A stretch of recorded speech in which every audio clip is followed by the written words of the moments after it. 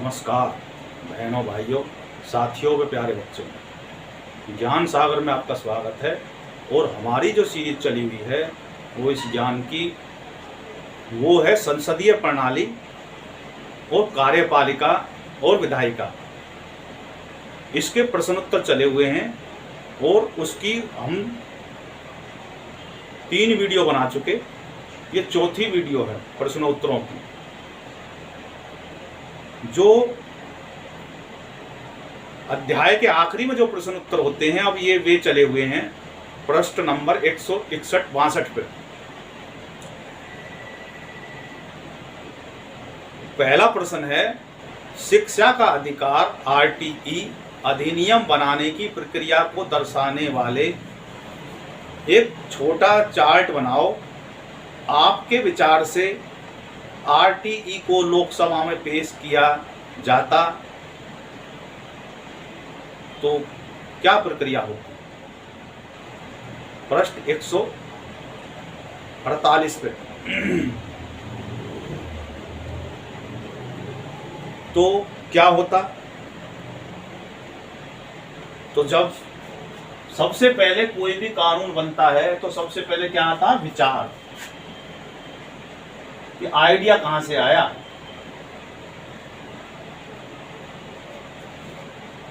तो सबसे पहले स्टेप में आएगा आइडिया। और आइडिया जो है वो सरकार को जो आइडिया आते हैं कानून बनाने के, वो आते हैं directive principle of the constitution.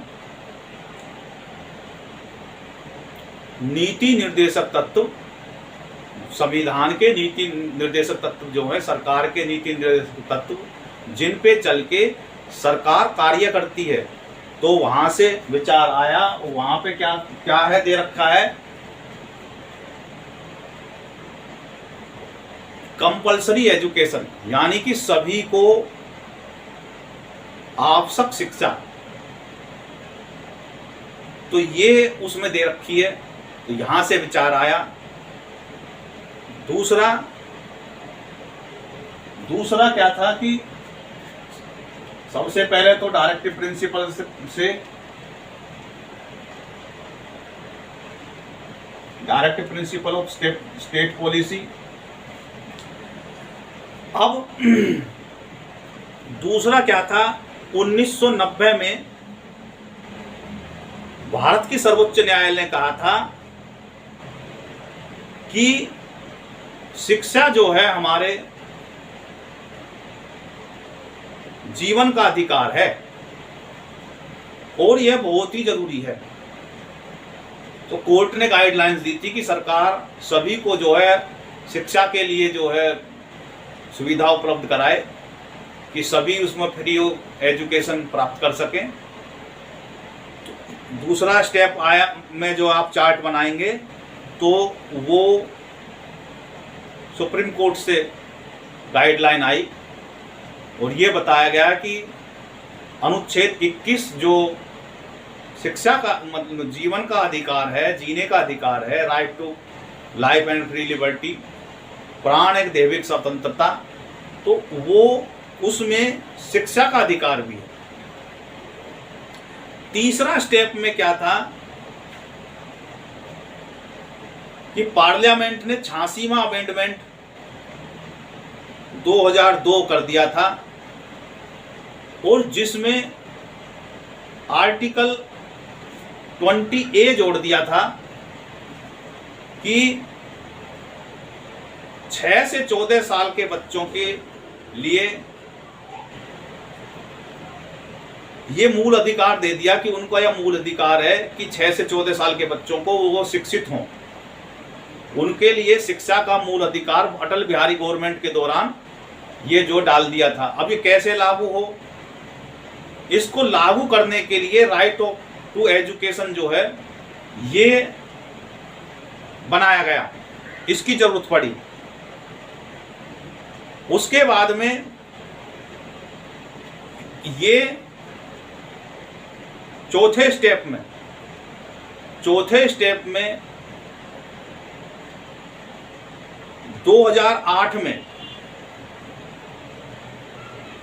6 साल बाद 86 में जो अमेंडमेंट हुआ था उसके 6 साल बाद राज्यसभा की टेबल पे जो है ये एक्ट जो है रखा गया। उसके बाद में स्टेप 5वें नंबर पे क्या हुआ, एक कमेटी बनाई गई स्टडी करने के लिए इस बिल को, कि उसमें कोई सजेशन दे। तो जो मेन डिबेट थी उसमें जो भी फाइंडिंग आएंगी, जो भी उसमें आगे जो है इंफ्रास्ट्रक्चर, स्कूल और टीचर्स के लिए जो भी चेंज करने की जरूरत होगी, उसके लिए सजेशन के लिए कमेटी बनाई गई। उस कमेटी को ये बिल सौंप दिया गया। 6वें स्टेप में 2009 में के इलेक्शन के, यानी कि ये रख दिया गया और एक तरह का चुनावी मुद्दा बन गया है कि हम शिक्षा का अधिकार लेके आएंगे। और जब सरकार बन गई तो 2009 में इलेक्शन के बाद में गवर्नमेंट बनी और गवर्नमेंट ने ये लोकसभा में अगस्त में ये बिल जो है पास कर दिया। उसके बाद में राष्ट्रपति ने 7वें स्टेप में इसमें अपनी मंजूरी दे दी। इस प्रकार से ये बन गया। अब कह रहे हैं कि इसमें अगर ये लोकसभा में पहले आता राज्यसभा की बजाय तो क्या होता, तो तब क्या होता, तब ये होता कि जो भी लोकसभा में बिल पेंडिंग रह जाते हैं या तो वो जैसे ही लोकसभा खत्म हो जाती है तो वे लैप्स हो जाते हैं अपने आप में। तो बिल लोकसभा में इंट्रोड्यूस स्टेप में will be introduce in the Lok Sabha by minister of education. जो सरकार की तरफ से जो कार्यपालिका है उसके जो एजुकेशन मिनिस्टर हैं वो करते लोकसभा में। फिर बिल पे दूसरे स्टेप पे चर्चा होती और कमेटी को रिव्यू के लिए रिव्यू कमेटी के पास में भेज दिया जाता। तीसरे स्टेप में रिव्यू कमेटी जो है बिल की डिबेट करके लिए जो है दोबारा से प्रस्तुत करती लोकसभा के लिए अपने सजेशन के बाद में, और लोकसभा वोट करता और ये बिल पास हो जाता। उसके बाद में बिल राज्यसभा को 5वें स्टेप में भेज दिया जाता और वहां डिबेट होती और पास होता। और उसके बाद में राष्ट्रपति की अप्रूवल के बाद में, दोनों सदनों की अप्रूवल के बाद में बिल को राष्ट्रपति से परमिशन मिल जाती। इस प्रकार से होता। इस बीच में अगर वो बिल पास नहीं होता और लोकसभा से ही पास हुआ रहता और राज्यसभा को नहीं जाता तो वो लैप्स हो जाता लोकसभा के विघटन के बाद ही। तो इस प्रकार अगर दोनों सदनों में होता तो से उस दौरान तो इस तरीके से होता।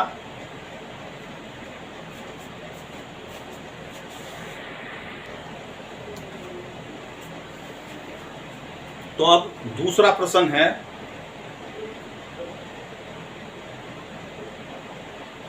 स्वास्थ्य एवं परिवार कल्याण संबंधी स्थायी समिति और स्वास्थ्य व परिवार कल्याण के अधिकारियों के बीच में हुई बैठकों की रिपोर्ट का एक अंश नीचे दिया गया है।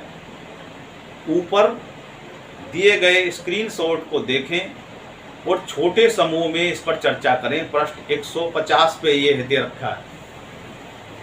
तो प्रश्न है, कौन किसे रिपोर्ट करता है? तो इसका उत्तर है कि ये जो स्क्रीनशॉट दे रखा है उसमें स्वास्थ्य व परिवार कल्याण संबंधी विभाग संबंधी संसदीय समिति राज्यसभा की एक समिति है और स्वास्थ्य एवं परिवार कल्याण मंत्रालय विशेष रूप से आयुष मंत्रालय को ये रिपोर्ट करती है। आयुष मंत्रालय को ये रिपोर्ट जो है करती है। दूसरा है, समीक्षा का विषय क्या है? जो समिति को जो दी गई थी, जो वह समिति ने जो रिपोर्ट करी, उसमें समीक्षा का विषय क्या है? तो उत्तर है, समीक्षा का विषय प्राथमिक स्वास्थ्य केंद्रों जिनको PHC बोलते हैं, सामुदायिक स्वास्थ्य केंद्र जिनको CHC बोलते हैं, और जिला अस्पतालों जिनको DH बोलते हैं, डिस्ट्रिक्ट हॉस्पिटल DH में आयुष सुविधाओं का सह स्थापन है।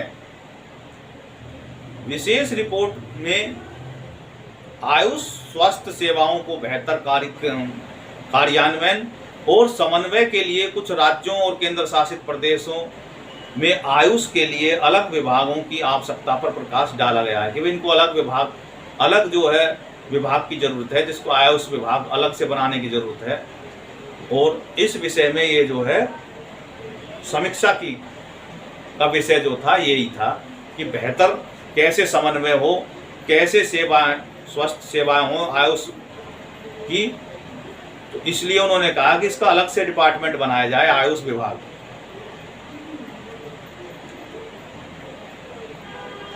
अगला है समिति की अनुशंसा बताइए। समिति ने क्या अनुशंसा दी? तो समिति अनुशंसा करती है कि आयुष मंत्रालय उन राज्यों और केंद्र शासित प्रदेशों को प्रोत्साहित करे और राजी करना चाहिए जिनके पास अभी तक आयुष का अलग से विभाग नहीं है, ताकि वे एक ऐसा विभाग स्थापित कर सके जो निम्नलिखित सहायता करेगी। आयुष स्वास्थ्य सेवाओं में बेहतर समन्वय स्थापित करेगा और आयुष योजनाओं का तेजी से विकास और क्रियान्वयन हो। तो सरकार ने क्या जवाब दिया? अगला प्रश्न बनता है, सरकार ने क्या जवाब दिया? तो सरकार का कहना है कि आयुष विभाग बनाना राज्य केंद्र शासित प्रदेशों के सरकार का अधिकार है, क्योंकि स्वास्थ्य राज्य का मामला है। हालांकि आयुष मंत्रालय ने राज्य और केंद्र शासित प्रदेशों से राष्ट्रीय आयुष मिशन से बेहतर क्रियान्वयन के लिए अलग अलग आयुष निदेशालय स्थापित करने और कर्मचारियों की भर्ती का आग्रह किया है। वर्तमान में 24 राज्य केंद्र शासित प्रदेश अपने अपने आयुष निदेशालय उनके हैं। प्रश्न नंबर 3, पृष्ठ 151 पे है, आपके विचार से संसद सरकारी व्यय पर क्यों नजर रखती है? संकेत, सरकार किसका पैसा खर्च करती है?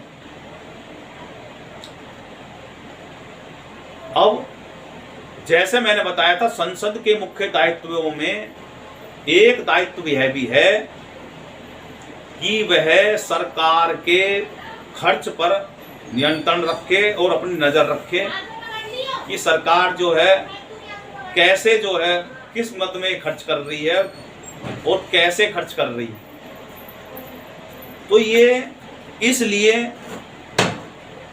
संविधान ने संसद को सरकारी व्यय पर नियंत्रण करने के लिए कर्तव्य सौंपा, ताकि यह सुनिश्चित किया जा सके कि सार्वजनिक धन का उपयोग उचित, कुशल और भ्रष्टाचार मुक्त तरीके से हो। यानी कि भ्रष्टाचार भी ना हो, कुशलता भी हो और उचित रूप से हो, ना ज़्यादा धन की बर्बादी ना हो, जनता के पैसा है उसका दुरुपयोग ना हो। इसलिए जो है ये सुनिश्चित किया गया। सरकार करों के माध्यम से धन इकट्ठा करती है और संसद यह सुनिश्चित करती है कि यह धन स्कूल, अस्पतालों, सड़कों और अन्य सार्वजनिक सेवाओं में खर्च किया जाए। संसद लगातार होने वाली बहसों और चर्चाओं के माध्यम से इस पर नजर रखती है कि सरकार पैसा कैसे खर्च करती है। कार्यपालिका नंबर 3 पे क्या है? कार्यपालिका को संसद को यह बताना होता है कि धन कैसे, कहां और क्यों खर्च किया जा रहा है। इससे सरकार जनता के प्रति जवाबदेह बनती है। चौथा, नियंत्रण और संतुलन की यह जो प्रणाली है सत्ता के दुरुपयोग और भ्रष्टाचार को रोकती है। यानी कि संसद को यह अधिकार दे रखा है कि वो सरकार से पूछे कि भाई ये धन कहाँ खर्च कर रही है। और ये बड़ा महत्वपूर्ण जिम्मेदारी है। अगर सरकार को यह जिम्मेदारी ना, संसद को यह जिम्मेदारी ना मिले और सरकार उसको उत्तर ना दे तो सरकार तो मनमानी करेगी, पैसे का घोलमेल करेगी। तो इसलिए जो है ये दे रखा है कि ताकि पैसे का दुरुपयोग ना हो सके। अगला है यदि कार्यपालिका विधायिका का हिस्सा है तो हम कह सकते हैं कि शक्तियों का पृथक्करण है। संकेत ऊपर दिए गए विधायिका संबंधी भाग को देखें, पृष्ठ 152। यदि कार्यपालिका विधायिका का हिस्सा है तो हम कह सकते हैं कि शक्तियों का पृथक्करण है। अब भारत में क्या है, जैसे मैंने पहले बताया कि भारत के संविधान में विस्तृत रूप से शक्ति का पृथक्करण ऐसा नहीं है जैसे अमेरिका में है। भारत में विधायिका भी वही है और उसी की विधायिका में से जो बहुमत के दल का नेता होता है वो ही कार्यपालिका बनती है। अब जो कार्यपालिका है वो विधायिका का हिस्सा भी है, वो विधायक भी हैं, सांसद भी हैं, मंत्री भी हैं। जबकि अमेरिका में क्या है, जो सांसद हैं वो मंत्री नहीं बनते और जो मंत्री हैं वो सांसद नहीं होते। मंत्रियों का काम कार्यपालिका का है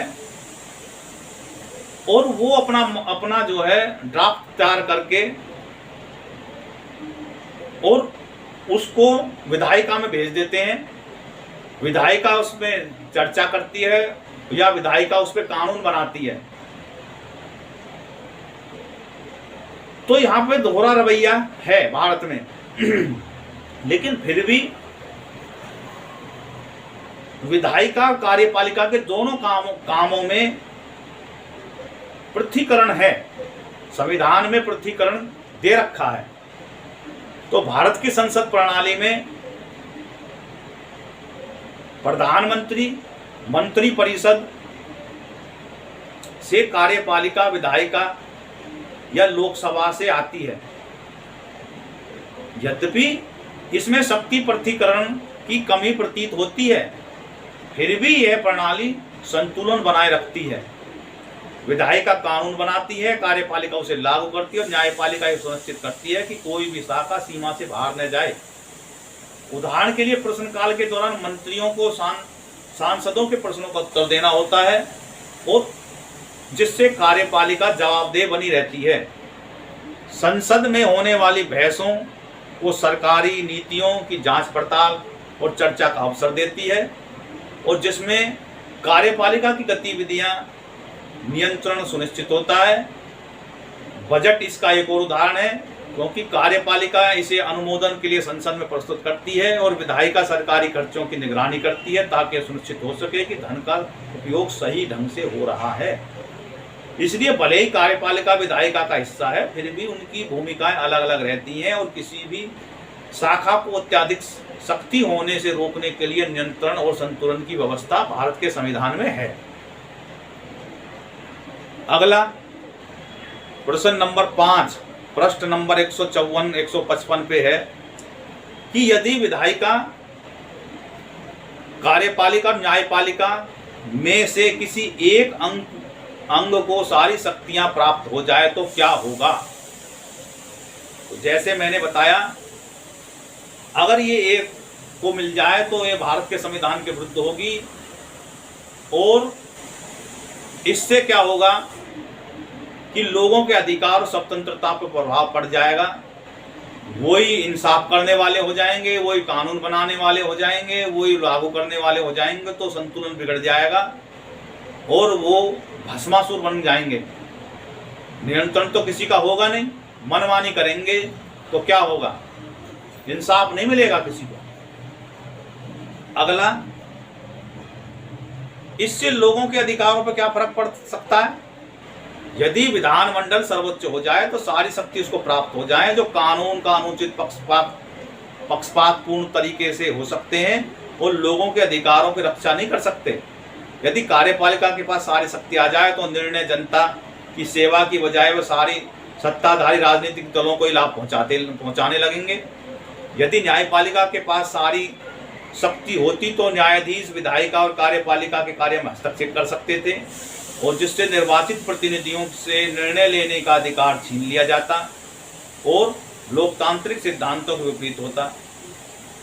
अब कह रहे हैं कि अगर एक एक करके बताया जा रहा है कि अगर कार्यपालिका को ये सारी शक्ति मिल जाती तब भी वो अपनी अपनी जेब भरने के लिए लगे रहते, पूछने वाला कोई होता नहीं। अगर ये सारी शक्ति न्यायपालिका को दे दी जाए तब क्या होगा? न्यायपालिका विधायिका कार्य और कार्यपालिका के कार्य में हस्तक्षेप करते तो वे निर्वाचित प्रतिनिधियों के सारे अधिकार छीन लेते और उनको कुछ काम ही नहीं करने देते, तो ये भी लोकतंत्र के विरुद्ध होता। इसलिए इन सभी परिस्थितियों में भारत एक सच्चा लोकतंत्र नहीं रह जाता और लोग अपने लोकतंत्र के अधिकारों से वंचित हो जाएंगे। अगला सवाल है इसी में ही, अपने सहपाठियों के साथ चर्चा करें कि प्रत्येक अंग दूसरे अंग पर किस प्रकार नियंत्रण रखता है। उदाहरण के लिए विधायिका कार्यपालिका के कार्यों पर प्रश्न कैसे उठाती है। तो ये प्रश्न कई बार आ चुके सामने कि भाई विधायिका का काम, जैसे मैंने बताया, कानून बनाना, सरकार की नीतियों पे और धन पे निगाह रखना, सरकार पे नियंत्रण रखना, ये काम विधायिका का है। अब कार्यपालिका का क्या काम है? कार्यपालिका का काम है कि संसद की जो कार्रवाई है वो सुचारू रूप से चलवाना, दूसरा कानून जो बने उसको लागू करना, कानून में कोई कमी रह गई तो उसको दुरुस्त कराना, रोजाना की रोजमर्रा के जो भी कार्य हैं जनता के लिए जो काम करे जाते हैं उनका क्रियान्वयन का प्रबंधन करना सही ढंग से। और न्यायपालिका का क्या काम है? न्यायपालिका का काम है दोनों कार्यपालिका और विधायिका में संतुलन स्थापित करना, जनता के मूल अधिकारों की रक्षा करना, कानून में कोई कमी बेसी रह गई है तो उसको संविधान की कोई नया अमेंडमेंट हुआ है, संविधान की व्याख्या करने का काम भी न्यायपालिका का है। अगर कोई उसमें लूप रह रहा है तो उसको दुरुस्त कराना, ये सब एक दूसरे के को नियंत्रण और संतुलन बनाने की भूमिका निभाते हैं। कार्यपालिका की जवाबदेही को बनाने के लिए अनेक तंत्र हैं। प्रश्नकाल के दौरान संसद मंत्रियों से सरकारी कामकाज और नीतियों के बारे में प्रश्न पूछते हैं। यदि सांसदों को लगता है कि सरकार ठीक से काम नहीं कर रही तो उसको बहुमत खो गया है तो अविश्वास प्रस्ताव लाकर उसको हटा सकती है। संसद की मंजूरी के बिना सरकार कोई भी पैसा नहीं खर्च कर सकती, जिससे वित्तीय निर्णयों की निगरानी भी सुनिश्चित होती है। अगला प्रश्न है कि न्यायपालिका कैसे सुनिश्चित करती है कि कानून और सरकारी कार्य संविधान का सम्मान करते हैं। तो न्यायपालिका भी निम्नलिखित तरीके से करती है, क्योंकि संविधान में उनको ये शक्ति दे रखी है। क्या क्या शक्ति दे रखी है? नंबर 1, न्यायपालिका यह सुनिश्चित करती है कि कानून और कार्य संविधान के अनुरूप हो और संविधान का उल्लंघन करने वालों को का कोई भी कानून होता तो उसको असंवैधानिक करके रद्द कर सकती। दूसरा, विधायिका कार्यपालिका पर नियंत्रण रखती है ताकि कोई भी शाखा अत्यधिक शक्तिशाली न हो जाए। तीसरी, न्यायपालिका सत्ता के संतुलन को बनाए रखती है और लोगों के जो मूल अधिकार है उनकी रक्षा भी करती है और लोकतंत्र की भी रक्षा करती है। अगला सवाल है कि क्या आपको लगता है कि न्यायपालिका की कार्रवाई की समीक्षा करने के तरीके हो सकते हैं? क्या आपको लगता है कि न्यायपालिका की कार्रवाइयों की समीक्षा करने के तरीके हो सकते हैं? तो न्यायपालिका की समीक्षा भी समय समय पे होती है। हाँ, हो सकते हैं। अगर न्यायपालिका अपने क्षेत्र से बाहर जा रही है और कार्यपालिका के कार्य में दखल दे रही है या भ्रष्ट आचरण पे कर रही है, तब विधायिका और कार्यपालिका दोनों उस पर नियंत्रण कर सकती है। वो कैसे करती है कि न्यायपालिका की कार्यवाही की समीक्षा करने के तरीके हैं। ऐसे सीधे नहीं कर सकती, लेकिन उसके तरीके हैं। क्या है? न्यायपालिका स्वतंत्र होते हुए भी सुनिश्चित करने के लिए उत्तरदायी है कि विधायिका द्वारा पारित कानून कार्यपालिका की कार्रवाई संविधान का उल्लंघन तो नहीं कर रही हैं। इस प्रकार की जो है उनको शक्ति है यदि न्यायपालिका अपनी सीमा से बाहर जाती है और अपने अधिकार क्षेत्र से बाहर निर्णय लेती है तो अन्य शाखाएं विशेष रूप से न्यायिक समीक्षा की प्रक्रिया के माध्यम से उस पर नियंत्रण रख सकती है। गंभीर कदाचार और भ्रष्टाचार के मामलों में न्यायाधीशों पर विधायिका द्वारा महाभियोग भी चलाया जा सकता है, जिससे न्यायपालिका की निष्पक्षता जवाबदेही सुनिश्चित करने में मदद मिलती है। अगर कोई जज भ्रष्टाचार में संलिप्त है या उसका कदाचार ठीक नहीं है तो कार्यपालिका उस पर महाभियोग कर सकती है और उस पर जो भी अपराध का जो उसने चिट्ठा बनाया है, चार्जशीट बनाई है, वो उसको संसद में बुला के उस पर अधिरोपित कर सकती है और संसद में उससे जगह कर सकते हैं और वो अपने बचाव में अपने वकील खड़ा कर सकता है और उसको लग रहा है कि भाई तू फंस चुका है तो वो त्यागपत्र दे देता है, वरना उसको जबरदस्ती त्यागपत्र दिलवाया जाता है। तो इस प्रकार से जो है अगर उसका कदाचार सिद्ध हो जाता है। अगला प्रश्न है प्रश्न नंबर 6 155 पेज पे कि क्या आप ऐसा उदाहरण बता सकते हैं जहां न्यायपालिका ने कानून निर्माताओं से किसी कानून की समीक्षा करने को कहा हो। प्रश्न है क्या आप ऐसे उदाहरण बता सकते हैं जहां न्यायपालिका ने कानून निर्माताओं से किसी कानून की समीक्षा करने को कहा हो। तो ऐसे बहुत से मौके आते हैं। हाँ, न्यायपालिका अक्सर कानूनों की कमियां को इंगित करती है और बदलाव को सुझाव देती है। ऐसे बहुत से उदाहरण हैं, जैसे मोटर व्हीकल अधिनियम 1988 में 2004 में जो है सर्वोच्च न्यायालय ने हल्के मोटर वाहन की श्रेणी के अंतर्गत वाहनों के ड्राइविंग लाइसेंस अनेक प्रकार की स्पष्ट व्याख्या दी और सरकार को किसी भी भ्रम से दूर रहने के लिए कानून में संशोधन करने को कहा। दूसरा, समान नागरिक संहिता सर्वोच्च न्यायालय ने बार बार न्याय कार्यपालिका से कहा है कि सभी धर्मों पर समान रूप से कानून बनने चाहिए, समानता का बढ़ावा मिलता है, भेदभाव को रुकेगा इससे। तीसरा, राष्ट्रीय न्यायिक नियुक्ति आयोग जो है 2015 में सर्वोच्च न्यायालय ने जो है उसको अधिनियम को रद्द कर दिया था। इसके क्रियान्वयन पर सवाल उठाए थे और न्यायिक नियुक्ति प्रक्रिया की समीक्षा पर सुझाव भी दिए थे। निजता का अधिकार अधिनियम जो था, निजता का अधिकार 2017 में सर्वोच्च न्यायालय ने फैसला सुनाया कि निजता का अधिकार एक मौलिक अधिकार है और सांसदों से निजता संबंधी चिंता के आधार पर अधिनियम जैसे कानून की समीक्षा करने को कहा। अगला सवाल है, क्या आप ऐसे कोई उदाहरण बता सकते हैं जब न्यायपालिका द्वारा किसी कानून के क्रियान्वयन पर सवाल उठाया गया हो। क्या आप उदाहरण बता सकते हैं जो न्यायपालिका द्वारा कानून के क्रियान्वयन पर सवाल उठाया गया हो कि भाई ऐसे भी हैं बहुत से मामले। तो क्या क्या है। नंबर 1, 2013 में विभिन्न विभागों द्वारा की जा रही देरी के कारण सर्वोच्च न्यायालय ने सरकार को सूचना के अधिकार अधिनियम को प्रभावी क्रियान्वयन को सुनिश्चित करने के लिए निर्देश दिया था। दूसरा, 2016 में सुप्रीम कोर्ट ने MNREGA के तहत महात्मा गांधी राष्ट्रीय नरेगा जो योजना थी, रोजगार योजना, श्रमिकों को समय पर भुगतान की और आवश्यकता पर जोर दिया था और सरकार को इसके कार्य में सुधार करने के लिए निर्देश दिए थे। तीसरा, 2005 में सर्वोच्च न्यायालय ने गंगा यमुना में प्रदूषण से निपटने के लिए कड़े उपाय करने और पर्यावरण कानून को उचित रूप से क्रियान्वयन को सुनिश्चित करने के लिए आदेश दिया था।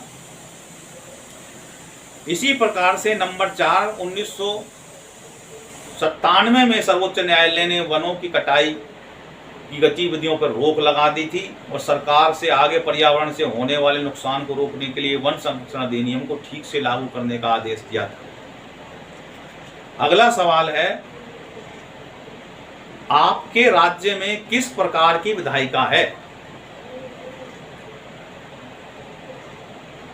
तो ये अलग अलग है कि बहुत से राज्य में द्विसदनात्मक है, बहुत से राज्यों में एक सदनात्मक है। तो छोटे राज्यों में एक सदनात्मक विधायिका है। अब हरियाणा को उदाहरण दें तो ये एक सदनात्मक विधायिका है दिल्ली में भी एक सदनात्मक विधायिका है, राजस्थान में भी एक सदनात्मक विधायिका है, उत्तर प्रदेश में द्वि सदनात्मक विधायिका है, बिहार में द्वि सदनात्मक विधायिका है, बंगाल में भी एक सदनात्मक विधायिका है। तो इस प्रकार बहुत से ऐसे हैं, 6 राज्य ऐसे हैं जिनमें द्वि सदनात्मक है। महाराष्ट्र में है, कर्नाटक में है और आंध्र प्रदेश में है, जिसमें तेलंगाना भी है। तो ये द्वि सदनात्मक हैं। अब है निम्नलिखित तालिकाओं में दिए गए आंकड़ों का अध्ययन करें और समय के साथ संसद के कामकाज के बारे में आप क्या निष्कर्ष निकाल सकते हैं। हाल ही के वर्षों में आंकड़े जो दिए हुए हैं, संकलित किए गए हैं, वो हैं पृष्ठ नंबर 158 पे। पहली लोकसभा 1952 से 57 तक रही, 14 सत्र उसमें हुए और 677 बैठकें हुई। दूसरी लोकसभा 1957 से 62 तक चली और 16 सत्र हुए और 567 बैठकों की संख्या हुई। 10वीं लोकसभा 1991 से 96 में 16 सत्र हुए और 423 बैठकें हुई। 13वीं लोकसभा 1999 से 2004 तक हुई, 14 बैठकें हुई, सत्र हुए और 356 बैठकें हुई। तो अब आप इन आंकड़ों से क्या पता लगा सकते हैं? ये आंकड़ों से यह पता चलता है कि लोकसभा सत्रों की संख्या में लगातार गिरावट आई, सत्रों की संख्या लगभग स्थिर रही, लेकिन लोकसभा में 677 सत्र थे पहली लोकसभा में, दूसरी में घटकर 667 हो गए, 10वीं में 423 और 13वीं में तो मात्र 356 रह गए। इसका मतलब क्या है? इनसे ये मतलब हो रहा, पता चल रहा है कि वाद विवाद की बजाय चर्चाओं में समय व्यतीत करती है। पहली जो ये जो दो वो थी, उसमें ज़्यादातर विपक्ष नाम की कोई चीज़ नहीं थी, एक ही पक्ष की सरकार थी, तो कोई व्यवधान की कोई उम्मीद ही नहीं थी। और जैसे जैसे ये 10वीं और 13वीं लोकसभा आई तो कुकुर मुत्ते की तरह पार्टियां बन के ऊपर के उभर आई और सरकार पर नियंत्रण जो था वो उसमें क्या हुआ कि गठबंधनों की सरकार चलने लगी और विपक्ष में भी गठबंधनों के दौर चलने लगे। हो हल्ला होने से संसद का जो काम काज है बैठकें ही नहीं होती। तो इस प्रकार से बैठकों की संख्या कम हो गई, वाद विवाद चर्चाओं में समय कम व्यतीत होने लगा, जिससे विधायी कार्य की गुणवत्ता भी प्रभावित हो सकती है। अब लोकसभा का कार्यकाल 16वीं लोकसभा में 18 सत्र हुए, 315 बैठक दिवस हुए। तो इनसे क्या होता है कि दिवसों की संख्या तो बढ़ी और नियमित चर्चा हुई, इससे संसद की उत्पादकता में वृद्धि देखी गई। मतलब 17वीं लोकसभा 2019 से 2024 तक में 15 सत्र हुए, 274 बैठकें हुई। ये वो समय था, कालखंड था जब कोविड महामारी के समय इसे स्थगित करना पड़ा, वर्चुअल रूप से कराने की बातें आई, तो इसमें कार्यकाल जो है थोड़ा कम रहा। प्रश्न नंबर 9, राज्यसभा के पूर्व अध्यक्ष एम वेंकैया नायडू द्वारा 2021 में दिए गए निम्नलिखित कथनों को पढ़िए और 2004 से 14 के दौरान राज्यसभा की उत्पादकता 78% रही। इसके बाद यह घटकर 65% हो गई। उनकी अध्यक्षता में 11 सत्रों में से 4 सत्रों की उत्पादकता क्रम से 6.80, 2.30%, 28.90% और 29.55% रही।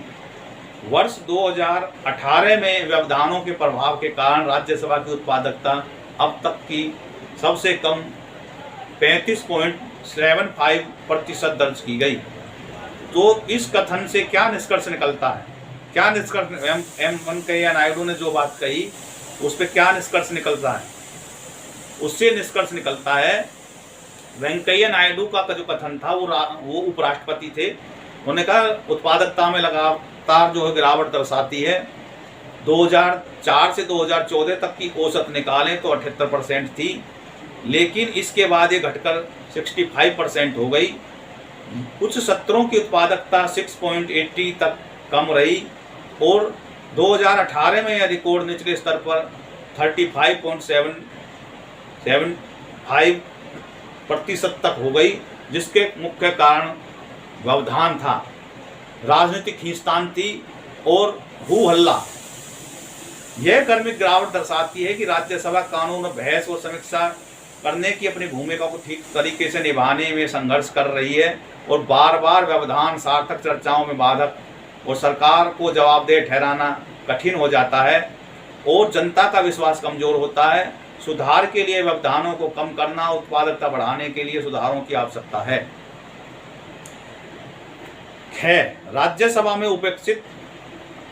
राज्यसभा की अपेक्षित भूमिका पर इसका क्या प्रभाव पड़ता है। राज्यसभा जो है वो राज्यों के हितों का प्रतिनिधित्व करती है और संघवाद की भावनाओं को कायम रखती है।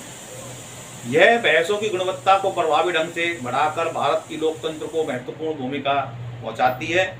उत्पादकता में गिरावट कई प्रमुख कारण से प्रभावित करती है। कम कार्य समय से राष्ट्रीय नीति निर्माण के क्षेत्रीय आवाज को उठने की संभावना कम हो सकती है। कम उत्पादकता का मतलब है कानून पर्याप्त बहस के बिना पारित हो सकते हैं और जनता के हितों को कमजोर कर सकते हैं। बार बार होने वाले व्यवधान संस्था की प्रभावशीलता को जनता का विश्वास में कमी ला सकते हैं और एक कमजोर अप्रभावी राज्यसभा स्वस्थ लोकतंत्र के लिए अच्छी नहीं है। एक बार तो ऐसे मुद्दा उठने लगते कि राज्यसभा को खत्म करो, ये सरकार के काम में, क्योंकि विपक्ष को जो भी सरकार बनी उनको ये था कि भाई ये कैसे सरकार बन गई, और वो अपना गुस्सा क्योंकि राज्यसभा में सरकार का बहुमत नहीं था, वो व्यवधान डालते थे, विपक्ष वाले पंगु बना के रख दिया था, तो उनको ये थी वे सरकार बन कैसे गई। तो वो घृणा के उपेक्षा के कारण वो जो कानून वो हमेशा अड़ंगा लगा के रहते थे और हू हल्ला करते रहते थे।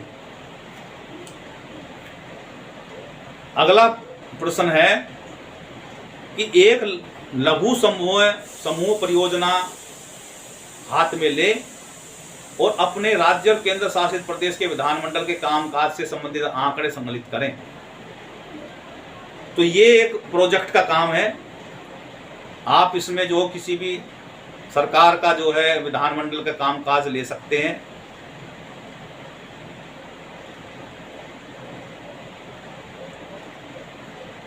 तो इसमें बंगाल का उदाहरण ले सकते हैं, हरियाणा का ले सकते हैं, सभी कुछ उसमें बता सकते हैं कितनी सीटें। पहले तो ऐसे बताएंगे कोई भी राज्य ले लिया तो उसकी विधानमंडल एक सदनीय द्विसदनीय है, कितनी सीटें हैं उसकी लिख सकते हैं। दूसरा कि पदाधिकारी कौन कौन है, नाम उनका, अध्यक्ष कौन है, उपाध्यक्ष कौन है, मुख्यमंत्री कौन है, राज्यपाल, विपक्ष के नेता शामिल हैं, विभिन्न राजनीतिक दलों का प्रतिनिधित्व जो करते हैं उनके मुख्य मुख्य नाम ले सकते हैं। विधानसभा की संरचना में राजनीतिक दलों की सीटों की विभाजन जो शामिल है उसमें स्पष्टता रंग कोडिंग का उपयोग कर सकते हैं कि भाई ढांचा बना के भाई किसकी कितने परसेंटेज उसमें सीटों की संख्या है। कानून बनाने की प्रक्रिया का चरण में शामिल विधेयक और चर्चा और बहस, मतदान और अंत में राज्यपाल की सहमति से विधेयक बनाना, ये प्रक्रिया के चरण होते हैं। अगले में आप लिख सकते हैं कि 2023 के बजट सत्र राज्य कल्याण योजना या अब के समय की कोई योजना की कोई बहस हो, उस पे आप जो है ले सकते हैं। अगला में आप जो है जो भी उसमें सुधार आए आपकी नज़रों में उनको आप लिख सकते हैं। और इस प्रकार से कोई और भी कोई बात हो तो वेबसाइटों पे जो हैं ये सारी चीज़ें, विधानसभाओं की वेबसाइट पे सारी चीज़ें, सारे आंकड़े वे डले रहते हैं, आप उनकी मदद से कर सकते हैं। किसी विधेयक से मिलने के यदि आपको प्रश्न नंबर 159 पे है, किसी विधायक से मिलने का समय लें और राज्य विधानमंडल के संबंध में जो चुनौतियों के बारे में उनसे जानकारी प्राप्त करें। तो आप इसमें किसी विधायक से मिलें, तो इसमें आप जो है आप उनसे जानकारी लेके उत्तर बना सकते हैं। मैं बना के आपको बता रहा हूँ कि मैंने एक विधायक से बात की और राज्य विधानमंडल के सामने आने वाली चुनौतियों के बारे में जाना।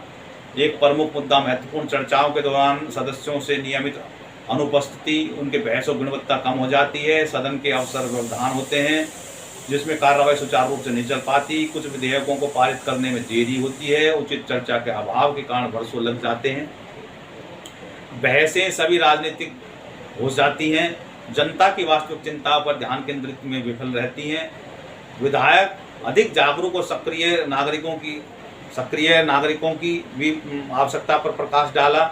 जनता की अधिक भागीदारी, विशेष रूप से युवाओं, विधानमंडल को मजबूत कर सकती हैं। इससे जनता की सेवा में अधिक प्रभावी बना सकती है। तो विधायक जो है बता रहे हैं कि भाई अनेक चुनौतियां हमें मिलती हैं। सदन में अनुपस्थिति बहुत से विधायकों की रहती है, इससे गुणवत्ता में कम होती है। सदन में अक्सर व्यवधान होते रहते हैं, कार्य सुचारू रूप से नहीं चल पाते। विधेयक पारित होने में अनुचित देरी होती है, हू हल्ला होता रहता है। बहुत सी बहसें ज़्यादातर राजनीति की होती हैं और जनता की ओर ध्यान कम हो जाता है, उसकी चिंताओं से भटक जाते हैं। इसलिए जो है जनता की सक्रिय भागीदारी की भी ज़रूरत है और जनता, विशेष रूप से युवा, उसमें भागीदारी करें और इससे विधानमंडल मजबूत हो सकती है। तो इस प्रकार से ये अध्याय था, हमने उसको आपके सामने बताया, प्रश्न उत्तर समझाए। अगर आपको कोई लगे कि भाई कोई बात आपके समझ में नहीं आई है या कोई प्रश्न समझ में नहीं आया है तो हमें कमेंट के माध्यम से बता सकते हैं। इस वीडियो में इतना ही। भारत माता की जय। जय हिंद, जय भारत। आगे जो है हम कोई अगला अध्याय उठाएंगे। इस वीडियो में इतना ही।